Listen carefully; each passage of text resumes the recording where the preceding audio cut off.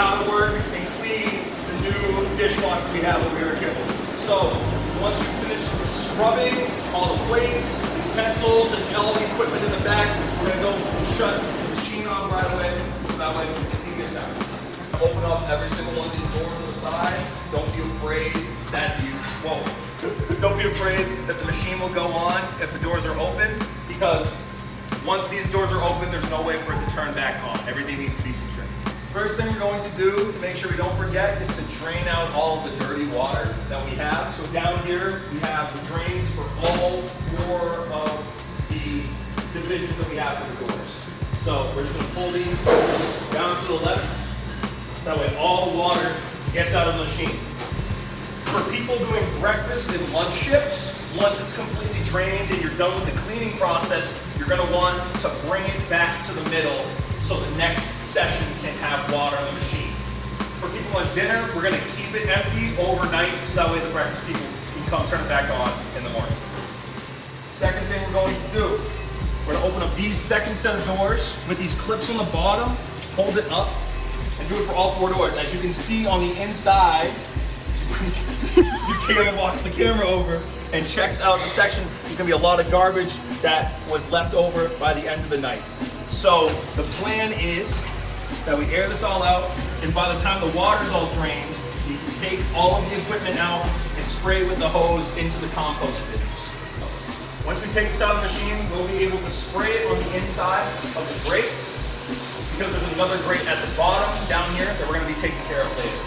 So get this as clean as possible, so that way the next session, whoever's in charge won't deal with any more of the compost that will dirty up the plates as this is finished. The second piece of equipment we have in here is the entire slab that covers the pool in which the water drains. We're gonna do a similar thing where, if we can, just pour it as much as we can into the compost bin, shake it off, whatever you can do.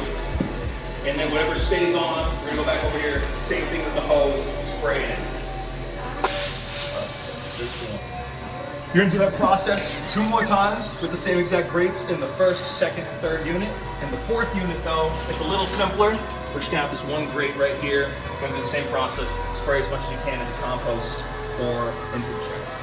Now that you have the 4 main sections cleared out and sprayed, we're gonna go inside and look at the drain, where we drained all the water already.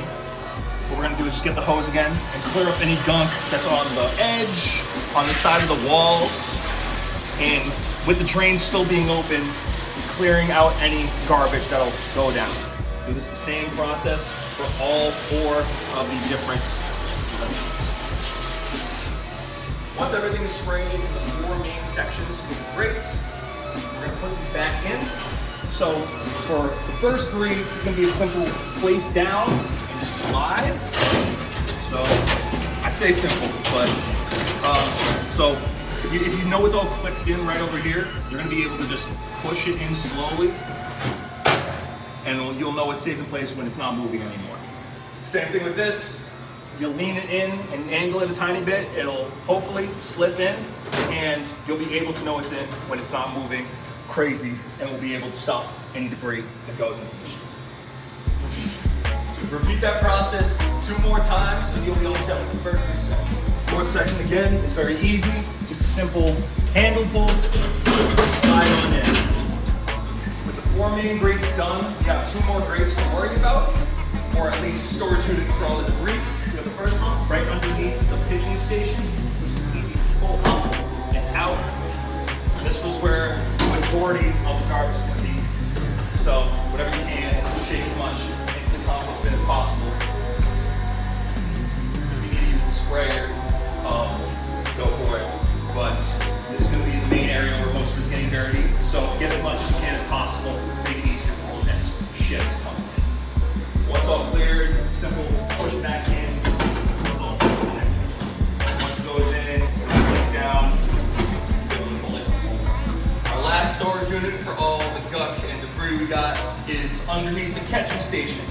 So, easy way to get it done is going to be this whole one metal part. So grab the middle right here. We're just going to pull on up and out.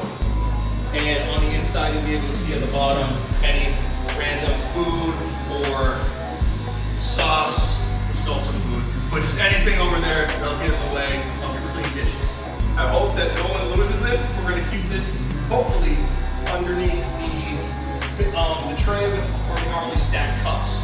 So there's no easy way of doing this. Just being able to stick your hand under and squeegee out as much of the food as possible in and around the drain to then manually pick it up with your hands. It's not the most exciting part of the shift post 8:30, but will be helpful. If anything, this is mainly for people doing dinner crews because this section doesn't normally get as dirty as the other 5 sections that we just covered. So if you're on dinner crew, have a blast with this. If you're on breakfast or lunch, don't really worry about it. Worst comes to worst and you're not able to get anything in the back, the other side is also going to be able to be filled up. So you can be able to take this off and grab the hose to spray down anything from this end over to this end.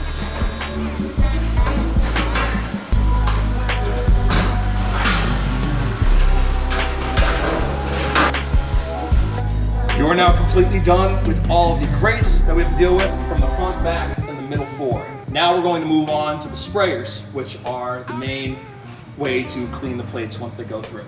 So there are 6 we have to clean, 3 of them down here, 3 of them up here. We're gonna start off with the bottom ones because the doors are already up. So what you're gonna do is there's a handle right on the side. What we're gonna do is gonna slide it open. So you know it's open when some water is gonna be coming out, which will be being supplied from the other end of the dishwasher. So to the left is closed, to the right is open. How we take it out, we're gonna grab the handle, pull it up and out. Now typically these aren't gonna be super duper dirty. Same exact situation as the grates we got. Easiest way to do it, if there's not too much going on, you can just spray on the outside, but sometimes I would like to flip it the other way. There's going to be a dispenser at the other end where we have the water dripping out. If there's any food on any of the holes, we can push them in. And then with the sprayer, spray through this hole and have it all drain out from the bottom. We're gonna push it back over to the left side to lock it. And putting it back in, we're going to go at an angle and slowly but surely push it on through.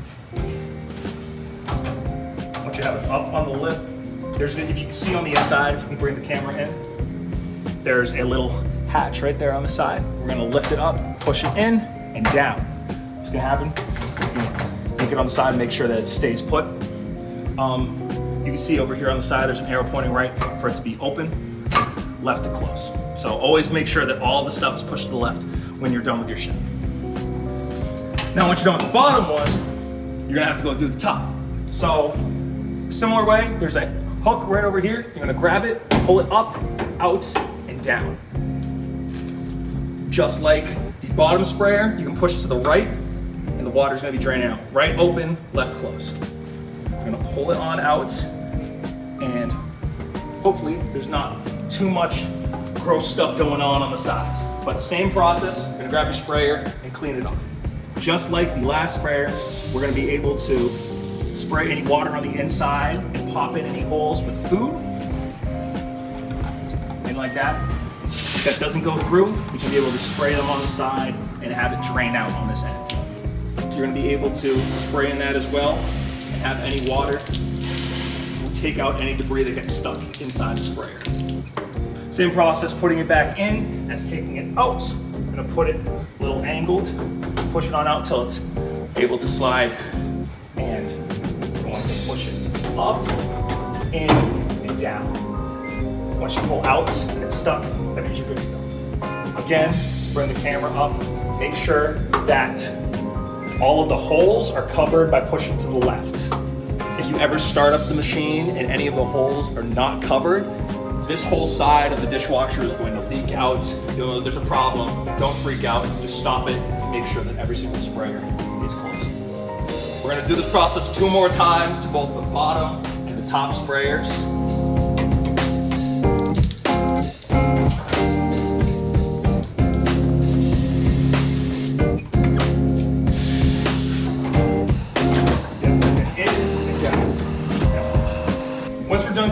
everything. Just make sure that there's any leftover debris left on the grates over here on the top. Make sure to get it down at the bottom. Make it as nice and clean as possible for the next section. Now that you're done with the cleaning process, you have two different ways of ending your shift. For those doing breakfast and lunch shifts, once you close every single one of the doors on here, you're going to be able to hear the machine refill back up with any new water that it goes on. And if that's the case, you're going to be pushing in back all of these drains so that way no water just keeps on going through the machine. You want to be able to plug up the drain so that way all the new water stays and it's good for the next section. If you're on the dinner shift, we're going to come over here to the screen right by the end of the dishwasher, and all you're going to do is click on the power button right here. Real easy, real simple. For those in breakfast, same exact thing. Just press the button, it'll start up right away. Other tips to help out with anybody if interested during the shift, we have the button at the bottom right here that has the medium, high, and low speeds for anybody trying to rush or slow down the process. Typically we have it always on medium, so don't worry too much about that. With that door shut, you've just finished cleaning up the dishwasher. Congratulations, I'm super proud of you. Tune in for another video in like 10 seconds, I don't know. All right, cool. It was 2 seconds. Hi, I'm Joe, and we're gonna teach you how to use the Craftco juice machine. New Craftco juice machine. So, there's the sad reality that, oh no, I'm completely out of berry patch juice. What am I gonna do? You're not gonna panic, that's the first thing. First, you're going to take off the cover, and normally, during the day, there's a button on the side that'll be on, and you'll have the spinners on the inside constantly going to mix the juice. Currently they're off because it's after hours, but imagine that they're on. The juice containers, which will be stored underneath the juice machine in our freezer with our frozen yogurts and our soft serve ice cream, come in these small white cartons. Now, you're gonna grab 2 if it's completely empty. We'll explain the ratio right now. We're gonna start off by shaking it up as much as possible. Once you got them all shaken up, you're gonna go to the back, and on the hook, right up against the wall, we have the water dispenser. Now, Craftco has the measurements for each carton. 1 carton plus 8.5 quarts of water is equal to 1 properly ratioed serving. Up until we hit 4.25 gallons. Since we have 2 containers, for all you math whizzes out there, that's 17 quarts, which is 4.25 gallons. Eventually you might have 1 gallon in already of the juice, and if you want to put another container in, just add the other 8.5 quarts of water, and you'll be all set. Once I hit the 4.25 gallon or 16 liters line, here one more, just gonna hook this on the back and sort of shake this up some more. Start pouring in our concentrate. If you're doing it after hours, make sure to press the spinner on from the bottom so that way it mixes properly. Because you have 2 containers and you don't want to water down your drink for your lovely, lovely Crusaders at Holy Cross. All right, now that that's all done, I'm gonna put the cap back on, put the little hook on the back, and press down. And congratulations, your berry patch juice is ready to go. Okay. It's a little lukewarm. Once it's in the machine, it's going to cool down because that water is not the coldest. So give it some time, like the strawberry dragon fruit has been here. Wow, scrumptious. Berry patch and strawberry dragon fruit have the same portion ratio, so make sure to get your 8.5 quarts of water with 1 container. This is a mystery drink that's coming in soon. I don't know yet. I'll be surprised when I see it. Very exciting. Thank you for tuning in. I'm going to go home now.